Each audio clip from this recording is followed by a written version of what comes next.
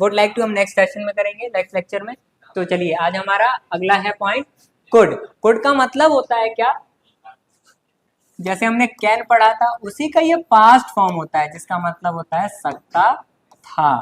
ठीक है, ये पास्ट फॉर्म है तो ये इसकी मीनिंग क्या हो जाएगी, सकता था। इसकी पहचान क्या है सर, देखो सकता था, सकती थे, सकते थे, है ना, ये इसकी क्या पहचान है, आइडेंटिटी है कि जिन वाक्यों के अंत में वर्ग के साथ सकता था, सकती थी, सकते थे आता है, उसे हम क्या बोलेंगे, कुड। वो कुड की कैटेगरीज में आ जाएगा।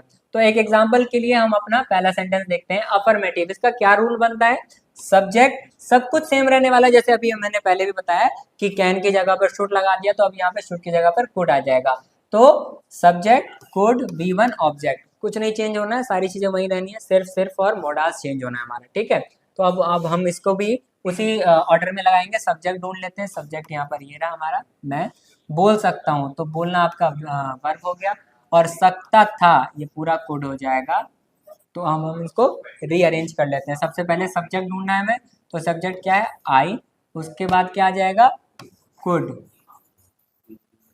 और ऑब्जेक्ट नहीं है तो हम क्या लगाएंगे, सिर्फ वर्ब लगा देंगे। तो आई कुड बोलने को क्या बोलते हैं, स्पीक, तो आई कुड स्पीक। क्लियर है। तो चलिए अब नेक्स्ट सेंटेंस के कैटेगरी में आते हैं। अगला है नेगेटिव। नेगेटिव पढ़ चुके हैं हम। नेगेटिव मतलब नॉट, नकारात्मक। तो नकारात्मक में क्या होगा, सब कुछ सेम रहने वाला है, सब्जेक्ट कुड, बस हेल्पिंग वर्ब या जो आपका मोडाल्स है उसके साथ नॉट आ जाएगा, तो कुड नॉट, और V1 ऑब्जेक्ट। इसको, ये रहा आपका नई वाला सेंटेंस, इसको हम थोड़ा उसी सारी चीजें आइडेंटिफाई कर लेते हैं फिर से, और उसको अरेंज कर लेंगे। यहाँ पर सब्जेक्ट क्या हो गया, ये आई, ठीक है। अंग्रेजी नहीं बोल सकता है, तो अंग्रेजी क्या होगा, ऑब्जेक्ट हो गया। नहीं नहीं आपका नॉट में आ जाएगा। बोलने को हम क्या बोलते हैं, ये आपका वर्ब हो गया, और सकता था तो आपका कुड है ही। तो इसको क्या अरेंज कर लेंगे, सब्जेक्ट कुड नॉट, तो सब्जेक्ट हो गया आई कुड नॉट, क्या नहीं बोल पा रहा है वो, इंग्लिश, तो I could not speak English आपका ऑब्जेक्ट है। ठीक है, यहाँ तक क्लियर है। अब हम आते हैं इंटेरोगेटिव, प्रश्नवाचक शब्द में सब कुछ क्या रहने वाला है, सेम रहने वाला है, सिर्फ हेल्पिंग वर्ब या जो आपका मोडाल्स है वो स्टार्टिंग में आ जाएगा। तो हमने इसको रिप्लेस कर लिया, तो कोड और सारी चीजें फॉरवर्ड हो जाएगी, सब्जेक्ट V1 ऑब्जेक्ट। इसी तरीके से हम यहाँ पर ले लेते हैं, सारी चीजें ढूंढते हैं। सबसे पहले आपकी बात है, क्या आप दिल्ली जा सकते हैं, तो यहाँ पर किसकी बात चल रही है, आपकी, तो आप यहाँ पर सब्जेक्ट हो जाएगा, दिल्ली क्या हो जाएगा, ऑब्जेक्ट हो जाएगा। ठीक है, जाने को हम क्या बोलेंगे, वर्ब हो जाएगा, और सकते थे तो आपका कुड है ही। तो क्या कैसे अरेंज करेंगे, सो कुड यू